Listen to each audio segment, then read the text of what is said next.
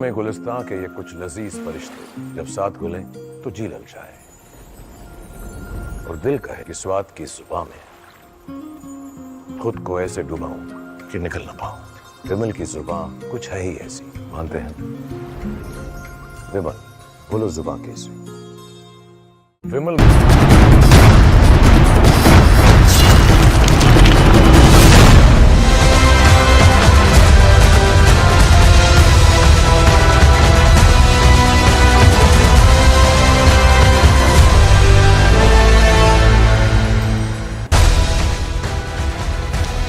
नमस्कार, बहुत स्वागत है आपका। आप देख रहे हैं रिपब्लिक भारत और वक्त हो गया है प्रहार का। मैं हूं आपके साथ सलोनी श्रीवास्तव अजमेर और प्रहार में आज बात भारत के रौद्र रूप की करने जा रहे हैं, जिसकी झलक पाकिस्तान ऑपरेशन सिंदूर के दौरान देख चुका है। राजस्थान के बीकानेर में पहुंचे प्रधानमंत्री नरेंद्र मोदी ने वो प्रतिज्ञा दोहराई कि कसम मुझे इस मिट्टी की, मैं देश नहीं झुकने दूंगा। क्योंकि जब 22 अप्रैल को पहलगाम में गोलियां चली थी तो देश के 140 करोड़ देशवासियों का सीना छलनी हुआ था। उसके बाद ही संकल्प लिया था कि ऐसे आतंकवादियों को मिट्टी में मिला देंगे। पहलगाम में हुए इस कायर आतंकी हमले को आज 1 महीना पूरा हो चुका है। बीते 30 दिनों में पाकिस्तान को कैसे कमजोर किया गया है, आतंकियों को मिट्टी में मिलाया गया है, पीएम मोदी ने आज इसका सिलसिलेवार जिक्र किया। पाकिस्तान को सीधे और साफ संदेश दिया कि आतंक को पालना पोसना बंद कर दे, वरना हर आतंकी हमले के बाद उसका वही हश्र होगा जो पहलगाम के बाद हुआ है। ऑपरेशन सिंदूर की धमक ने आतंकियों का सर्वनाश किया ही पाकिस्तानी फौज की भी दुनिया के सामने पोल खोल दी। अब ग्लोबल मिशन की भी शुरुआत हो गई है, जिसमें दुनिया भर में आतंकी पोल खोलने का अभियान शामिल है। और आज बताएंगे आपको कि इस 1 महीने में भारत ने क्या क्या कदम उठाए और इसका ग्लोबल इफेक्ट क्या हुआ है। कैसे 22 अप्रैल की आतंकी घटना का जवाब 22 मिनट में देकर देश ने यह प्रण पूरा किया है। आज बात प्रहार में इसी की करने जा रहे हैं।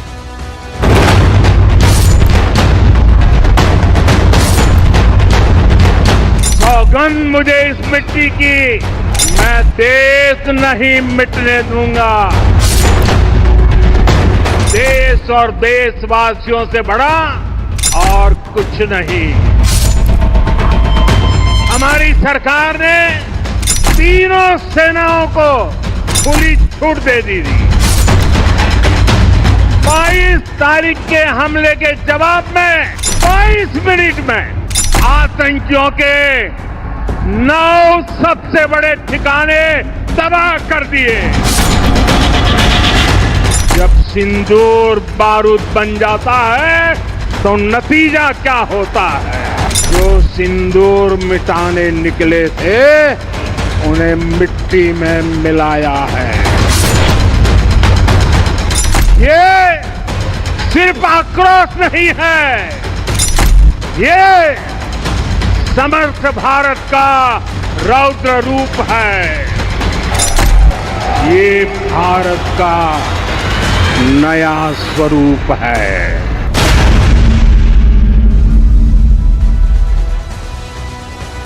पहलगाम हमले को 1 महीना हो चुका है, लेकिन देश ने जो बदला लेने का सिलसिला शुरू किया था वो अब तक खत्म नहीं हुआ। क्योंकि अभी भी भारत ने जो प्रण लिया है उसके हिसाब से भारत काम कर रहा है। पहले पाकिस्तान के अंदर घुसकर कार्रवाई की गई थी, अब भारत के अंदर जो गद्दार छिपे हैं, जो आतंकी इन्फिल्ट्रेट करने की कोशिश कर रहे हैं, उन पर कार्रवाई हो रही है। इस बीच प्रधानमंत्री नरेंद्र मोदी वीर सपूतों की धरती पर पहुंचे और उन्होंने बता दिया कि रीति यही है, नीति यही है कि अब समझौता नहीं होगा। उन्होंने क्लियर संदेश दे दिया और बता दिया है कि अगर सोचा भी तो फिर से सीने पर इस बार प्रहार फिर से होगा और भीषण होगा। कैसे हुंकार भरी है प्रधानमंत्री ने, क्या ऐलान किया है, ये दहाड़ कैसे पाकिस्तान तक जारी। चलिए जल्दी से आपको जरा बड़ी बातें प्रधानमंत्री नरेंद्र मोदी ने जो कही है वो बता देते हैं। भारतीय सेना ने 22 अप्रैल का बदला 22 मिनट में लिया। 22 मिनट में पाकिस्तान भारत से कभी सीधी लड़ाई जीता ही नहीं, न जीत सकता है। सिंदूर के बारूद बनने का नतीजा दुनिया ने देखा। ये बड़ी बातें हैं जो प्रधानमंत्री आज मंच से कह रहे थे। जो सिंदूर मिटाने निकले थे उन्हें मिट्टी में मिलाया है, ये जिक्र आया। मोदी के नसों में लहू नहीं, गरम सिंदूर बह रहा है, यह प्रधानमंत्री का उद्घोष था। उन्होंने कहा कि पहले घर में घुसकर वार किया, अब सीने पर प्रहार किया है। आतंक का फन कुचलने की अब नई नीति, यही रीति। पाकिस्तान से बात होगी तो सिर्फ पीओके और आतंकवाद पर। हथियारों का घमंड करने वाले मलबे में दब गए। देखिए इशारा कहां है, आप समझ रहे हैं। चीन तक बात जारी है, बीजिंग पहुंच रही है। परमाणु हमले की गीदड़ भपकी से भारत डरने वाला नहीं है। पाकिस्तान को भारत के हक का पानी नहीं मिलेगा, यानी पानी और खून नहीं बहेगा, ये प्रधानमंत्री ने कहा था। उस बात पर हम टिके हुए हैं। आतंकी हमले की कीमत पाकिस्तानी सेना और अर्थव्यवस्था चुकाएगी, चुका रही भी है, झुकाएगी भी। प्रधानमंत्री ने बड़ा उद्घोष किया। प्रधानमंत्री ने बता दिया कि देश सर्वोपरि है, नागरिक सर्वोपरि है, और अगर किसी ने नुकसान पहुंचाने का सोचा भी तो हश मुरीद के जैसा, बहावलपुर जैसे वाला होने वाला है। सुनिए जरा प्रधानमंत्री ने क्या कहा। देश और देशवासियों से बड़ा और कुछ नहीं। 22 अप्रैल को आतंकवादियों ने धर्म पूछकर हमारी बहनों की मांग का सिंदूर उजाड़ दिया था।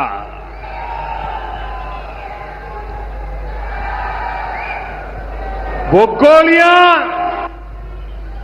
पहलगाम में चली थी, लेकिन उन गोलियों से 140 करोड़ देशवासियों का सीना छलनी हुआ था।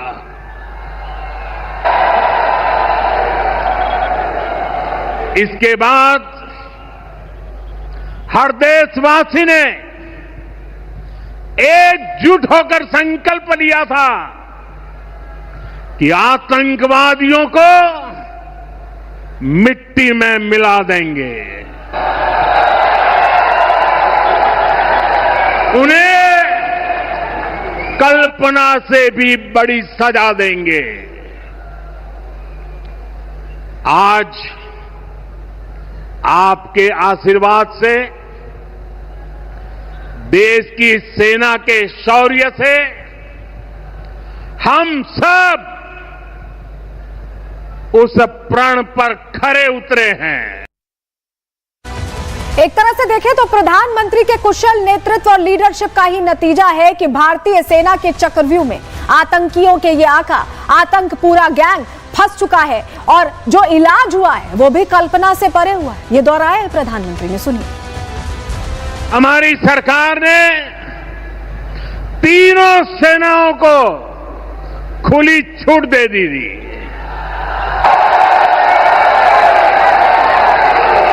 और तीनों सेनाओं ने मिलकर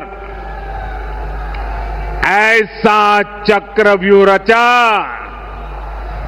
कि पाकिस्तान को घुटने टेकने के लिए मजबूर कर दिया।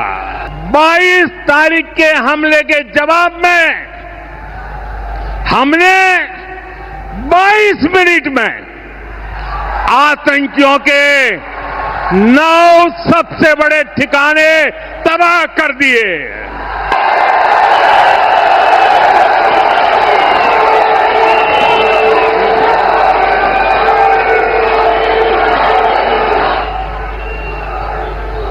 दुनिया ने और देश के दुश्मनों ने भी देख लिया कि जब सिंदूर बारूद बन जाता है तो नतीजा क्या होता है।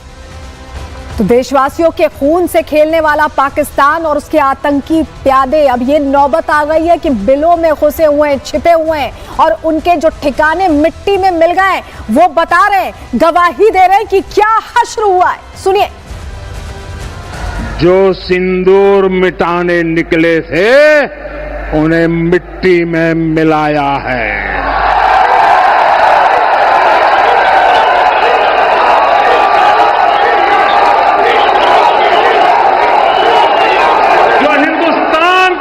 बहाते थे, जो हिंदुस्तान का लहू बहाते थे, आज कतरे कतरे का हिसाब चुकाया है।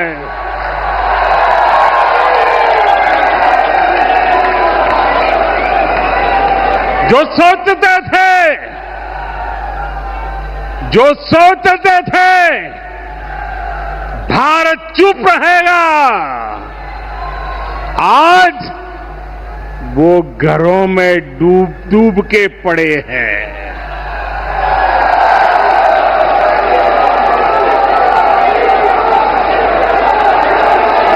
जो अपने हथियारों पर घमंड करते थे, जो अपने हथियारों पर घमंड करते थे, आज वो मलबे के ढेर में दबे हुए हैं। तो जब सिंदूर बारूद बन जाता है तो हश्र क्या होता है ये बता दिया है भारत ने, और 3 सूत्रों का अल्टीमेटम भी दे दिया है। कह दिया है कि अब भी समझ जाएं, अगर कुछ भी उल्टा सोचा तो दुर्गति के आगे उनके लिए मौत खड़ी है। रिपोर्ट देखिए।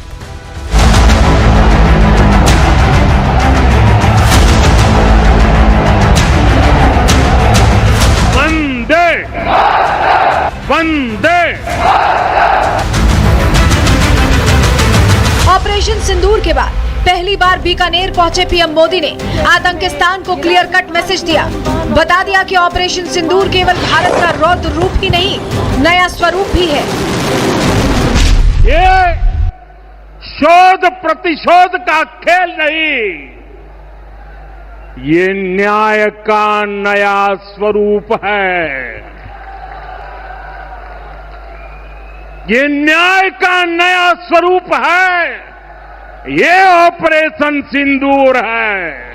ये सिर्फ आक्रोश नहीं है,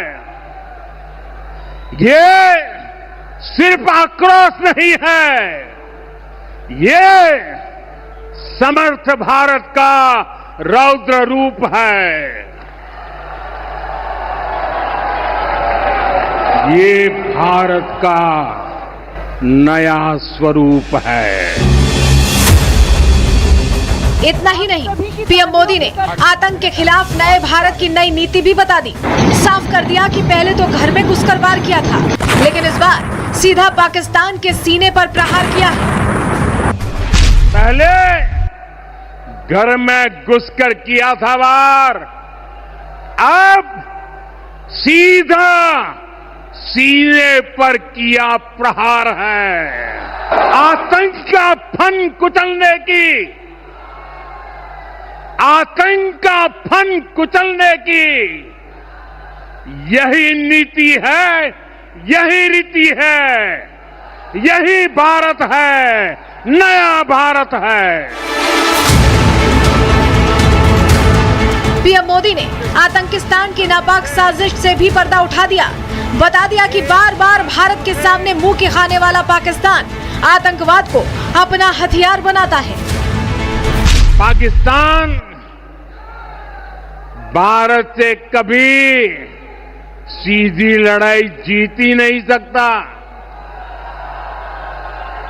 जब भी सीधी लड़ाई होती है तो बार बार पाकिस्तान को मुंह की खानी पड़ती है। इसलिए पाकिस्तान ने आतंकवाद को भारत के खिलाफ लड़ाई का हथियार बनाया है। पाकिस्तान आतंक फैलाता था, निर्दोष लोगों की हत्याएं करता था, भारत में डर का माहौल बनाता था, लेकिन पाकिस्तान एक बात भूल गया। अब मां भारती का सेवक मोदी यहां सीना तान कर खड़ा है। पीएम मोदी ने यह भी लाउड एंड क्लियर कर दिया कि अब हर आतंकी हमले की कीमत पाकिस्तान की सेना और अर्थव्यवस्था को चुकानी पड़ेगी। मोदी का दिमाग ठंडा है, ठंडा रहता है, लेकिन मोदी का लहू गर्म होता है।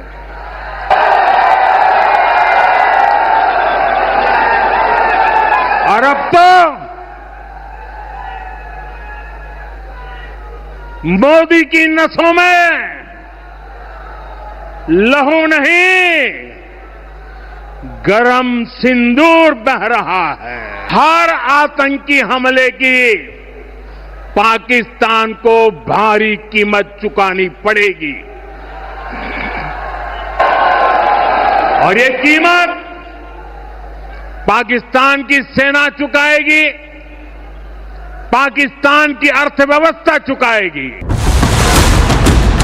सुन ले शाहबाज मुनीर, भारत के प्रधानमंत्री मोदी के ये 3 सूत्र भी, क्योंकि नया भारत तय कर चुका है कि अब आतंकी हमला हुआ तो करारा जवाब मिलेगा, जिसका समय और तारीख सेना तय करेगी और शर्तें भी भारत की होंगी। भारत पर आतंकी हमला हुआ तो करारा जवाब मिलेगा। समय हमारी सेनाएं तय करेगी, तरीका भी हमारी सेनाएं तय करेगी और शर्तें भी हमारी होगी। दूसरा, एटम बम की गीदड़ बप्तियों से भारत डरने वाला नहीं है। और तीसरा, हम आतंक के आकाओं और आतंकी सरपरस्त सरकार को अलग अलग नहीं देखेंगे, उन्हें अलग अलग नहीं देखेंगे, उन्हें एक ही मानेंगे। पाकिस्तान का ये स्टेट और नॉन स्टेट एक्टर वाला खेल अब नहीं चलेगा। पीएम मोदी का पहला संकल्प था आतंकवाद को मिट्टी में मिलाने का, और अब संकल्प है आतंकिस्तान को दुनिया में एक्सपोज करने का। यही वजह है कि अब भारत का डेलीगेशन पूरी दुनिया में पाकिस्तान के आतंकी चेहरे से पर्दा उठाएगा। पूरी दुनिया में पाकिस्तान की पोल खोलने के लिए हमारे देश के 7 अलग अलग प्रतिनिधिमंडल पूरे विश्व भर में पहुंच रहे हैं और इसमें देश के सभी राजनीतिक दलों के लोग हैं, विदेश नीति के जानकार हैं, गणमान्य नागरिक है। अब पाकिस्तान का असली चेहरा पूरी दुनिया को दिखाया जाएगा। साफ है कि अब पाकिस्तान को पाई पाई का हिसाब चुकाना पड़ेगा। अगर एक गलती की तो उल्टी गिनती शुरू हो जाएगी। पहले से ही घुटनों पर आ चुके शाहबाज मुनीर को मुंह छिपाने के लिए छत नहीं मिलेगी, क्योंकि ये नया भारत है जो घर में घुसकर मारना अच्छे से जानता है। Bureau report, Republic Bharat. Bharat माता की। कुल मिलाकर यह समझ लीजिए कि ऑपरेशन सिंदूर ने पाकिस्तान को ऐसा जख्म दिया है कि उनकी नस्लें पता नहीं कितने साल तक हमारी तरफ नजर उठाकर भी नहीं देख पाएंगी, नजरें झुकाकर ही बात करेंगी। और उनके 11 एयरबेसेस का क्या हश्र है, दुश्मन देश का हमने क्या हाल कर दिया, इसका जिक्र भी प्रधानमंत्री ने बड़े चुटीले अंदाज में किया। सुनिए। पाकिस्तान ने इस एयरबेस को भी निशाना बनाने की कोशिश की थी, लेकिन वो इस एयरबेस को रत्ती भर भी नुकसान नहीं पहुंचा पाया। और वहीं यहां से कुछ ही दूर सीमा पार पाकिस्तान का रहीम यार खान एयरबेस है। पता नहीं आगे कब खुलेगा। आईसीयू में पड़ा है। भारत की सेना के अचूक प्रहार ने इस एयरबेस को तहस नहस कर दिया है। जब देश के नेतृत्व का दिमाग ठंडा होता है और लहू गर्म होता है, तो पाकिस्तान ये अच्छे से समझ गया है कि हश्र क्या हो सकता है, अंजाम क्या हो सकता है। हालात यही है पाकिस्तान के लिए। अब उनके सामने एक ही विकल्प है, या तो वो पीओके छोड़ दें या तो अंजाम भुगतने के लिए तैयार रहें।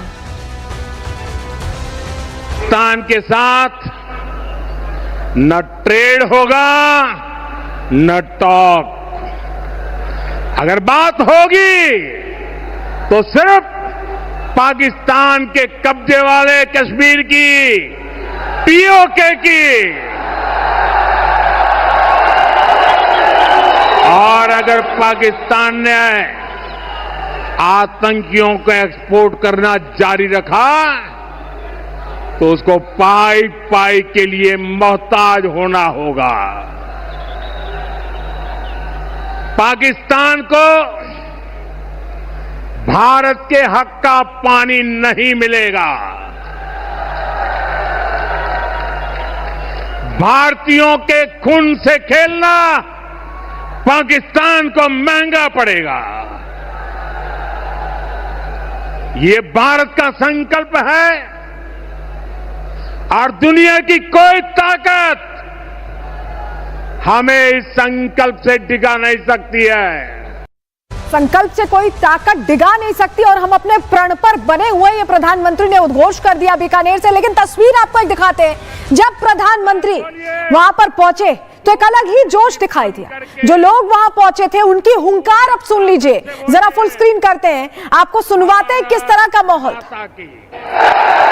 मेरे साथ बोलिए, दोनों मुट्ठी बंद करके पूरी ताकत से बोलिए, भारत माता की, भारत माता की, भारत माता की। वंदे वंदे वंदे वंदे वंदे वंदे वंदे वंदे वंदे वंदे वंदे वंदे। तो बीकानेर की धरती पहुंचे तो नाल एयरबेस भी पहुंचने वाले। आपको यहां ये जरूरी है बताना कि नाल एयरबेस को भी पाकिस्तान ने टारगेट करने की कोशिश की थी, ड्रोन्स और मिसाइल से अटैक किया था, जिसे नाकाम हमने कर दिया था। और प्रधानमंत्री का आज वहां भी पहुंचने का कार्यक्रम है। जरा आपको बता देते हैं कि ये कितना महत्वपूर्ण है कि प्रधानमंत्री यहां पहुंच रहे हैं। बीकानेर की 168 किलोमीटर लंबी सीमा पाकिस्तान से लगती है, जान लीजिए, और पाकिस्तान बॉर्डर से करीब 150 किलोमीटर की दूरी पर नाल एयरबेस है। भारत का फॉरवर्ड ऑपरेटिंग एयरबेस है नाल एयरबेस, और नाल एयरबेस पर मिग और सुखोई की तैनाती रहती है।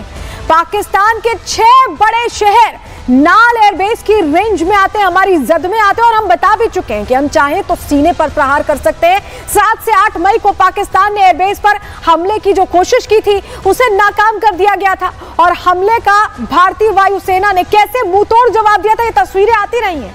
बॉर्डर के पास होने के कारण दुश्मन की पैनी निगाह रहती है इस एयरबेस पर, और वहीं पर प्रधानमंत्री पहुंचने वाले, तो बहुत स्ट्रैटेजिकली भी इंपॉर्टेंट है क्योंकि प्रधानमंत्री वहां पहुंच रहे हैं। लेकिन जब हम कह रहे हैं कि नाल एयरबेस एक ऐसी जगह है जहां पाकिस्तान के 6 बड़े शहर हमारी जद में आ जाते हैं, तो जरा जानकारी जल्दी से आपको देते हैं पाकिस्तान में किस तरह के, यहां से अगर हम चाहें भारत में रहते हुए किस तरह का प्रहार कर सकते हैं। आप समझ लीजिए, नाल एयरबेस ये वो इलाका है, ये देखिए ये सरहद है, आप देख रहे हैं, और ये नाल एयरबेस जहां पहुंच रहे प्रधानमंत्री। पाकिस्तान के 6 बड़े शहर, मुल्तान की बात कर लें, 294 किलोमीटर दूर है इनका एयरबेस, मुल्तान एयरबेस। अगला एयरबेस है लाहौर, जो 402 किलोमीटर ही दूर है, हमारी जद में है। इसके अलावा आपको बताएं, इस्लामाबाद की बात करें तो 630 किलोमीटर की दूरी है, राजधानी भी ज्यादा दूर नहीं है।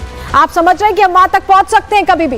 पेशावर 687 किलोमीटर दूर है। मुजफ्फराबाद की भी बात कर ले तो 704 किलोमीटर दूर है। 6 पाकिस्तानी बड़े शहर राजधानी समेत हमारे हाथ में, हम जब चाहें इस एयरबेस का इस्तेमाल करके तहस नहस कर सकते हैं। कराची की भी बात कर ले रहे हैं, 719 किलोमीटर दूर है। तो यहां पर जो हमारे स्क्वाड्रन तैनात है वो पूरी तरह से तैयार है, ये समझ में आ रहा है। और इस बीच एक बड़ी खबर आ रही है, उसका रुख कर रहे हैं, जो आपको बताया ऑपरेशन सिंदूर पर सीएम योगी ने बड़ी बात कह दी है कि भारत को अगर छेड़ा जाएगा तो छोड़ेंगे नहीं। योगी आदित्यनाथ वो प्रण फिर से दोहराया है, कहा है कि भारत को छेड़ोगे तो छोड़ेंगे नहीं, भारत किसी को नहीं छेड़ता है।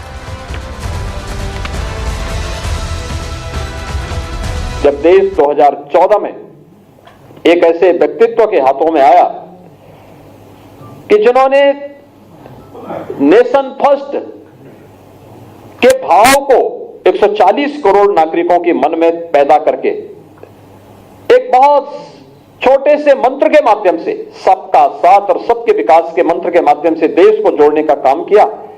आज आप देख रहे होंगे यही भारत दौड़ता हुआ दिखाई देता है, वही भारत गर्व के साथ सीना तान करके चलता हुआ दिखाई देता है, वही भारत अपनी ऋषि परंपरा का भारत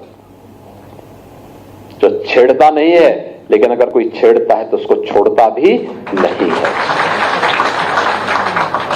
ऑपरेशन सिंदूर ने इस बात को साबित किया। और जब भी भारत पर किसी ने हिमाकत की तो नया भारत उसका जवाब उसी रूप में करता है। 30 दिनों की अगर हम बात करें तो इन 30 दिनों में कम से कम पाकिस्तान 3000 बार मरा होगा, क्योंकि हमने सिलसिलेवार तरीके से बड़े फैसले लिए और ऐसे फैसले लिए कि पाकिस्तान को घुटने पर आने पर मजबूर कर दिया। क्या क्या वो फैसले लिए गए, चलिए जानकारी जल्दी से आपके सामने रखते हैं। आप सबसे पहले देखिए, जब पहलगाम अटैक हुआ 22 अप्रैल का वो दिन था। आज 22 मई पर हम खड़े। इस बीच सबसे पहला फैसला सिंधु जल समझौते को सस्पेंड करने का लिया गया। उसके बाद अटारी बॉर्डर हमने बंद कर दिया, कह दिया कि सार्क वीजा हम रद्द करते हैं, जाइए 48 घंटे में हमारा देश छोड़िए, ये हमने क्लियर कह दिया। पाकिस्तान को लग रहा था कि भारत शायद यही छोटे कदम उठाएगा, लेकिन भारत आगे बढ़ा। पाकिस्तानी राजनयिकों को निकालने का सिलसिला शुरू हुआ। हमने कहा कि एक ऐसा शख्स है, दानिश का यहां जिक्र करना जरूरी है, जिसके बारे में जानकारी खुफिया एजेंसियों को मिल गई थी कि ये जासूसी का खेल खेल रहा है। उसे भी 48 घंटे दिए गए कि दफा हो जाए यहां से। सार्क वीजा पर जो छूट थी उस पर रोक लगा दी गई भारत की तरफ से। भारतीय सेना ने इसके बाद ऑपरेशन सिंदूर लॉन्च किया और इस तरह का रण छेड़ा कि पाकिस्तान के कहीं ना कहीं होश फाख्ता हो गए। शाहबाज और मुनीर को समझ ही नहीं आया कि वो क्या करे, कैसे बचे। उसके बाद सीज फायर की उनकी तरफ से गुहार लगाई गई, भीख मांगी गई।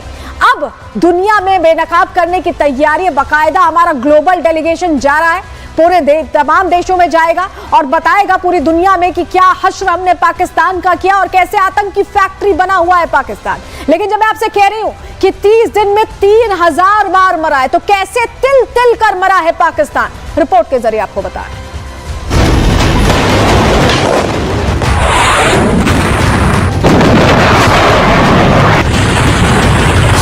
22 अप्रैल वो तारीख है जिस दिन पाकिस्तान के पाले पोसे आतंकवादियों ने भारत को दहलाने की कोशिश की थी। पहलगाम में निर्दोष लोगों पर अंधाधुंध गोलियां बरसाई थी और देखते ही देखते 26 लोगों को अपनी जान गंवानी पड़ी थी। लेकिन आज 22 मई है, पहलगाम में हुए आतंकी हमले को 1 महीना पूरा हो गया है, लेकिन निर्दोष लोगों की ली गई जान का बदला अभी भी जारी है। ये वो 30 दिन है जो पाकिस्तान की आने वाली पुश्तें भी याद रखेंगी कि कैसे भारत ने पाकिस्तान को घुटनों पर ला दिया था। याद रखेंगी कि कैसे भारत ने घर में घुसकर बदला लिया था। याद रखेंगी कि कैसे पाकिस्तान के 1-2 नहीं बल्कि 11 एयरबेस तबाह हो गए थे। याद रखेंगी कि कैसे शाहबाज मुनीर घुटनों पर आ गए थे, कैसे पाकिस्तानी रेंजर्स अपनी चौकियों को छोड़कर भागने पर मजबूर हो गए थे।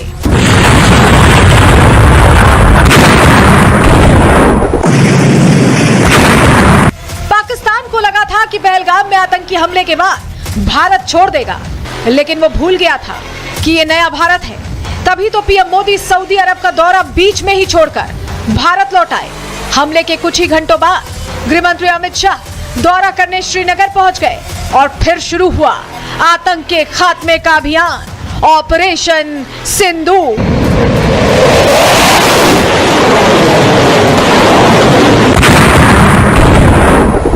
भारत ने सबसे पहले कड़ा फैसला लेते हुए सिंधु जल संधि को सस्पेंड किया, बॉर्डर बंद किए और पाकिस्तानी नागरिकों को वापस जाने के आदेश दिए, जिससे पाकिस्तान बौखला उठा। शरीफ से लेकर मरियम तक परमाणु बम की गीदड़ भभकी देने पर उतर आए, लेकिन भारत ने पाकिस्तान को मुंहतोड़ जवाब दिया। घर में घुसकर ही नहीं, सीधा सीने पर प्रहार किया।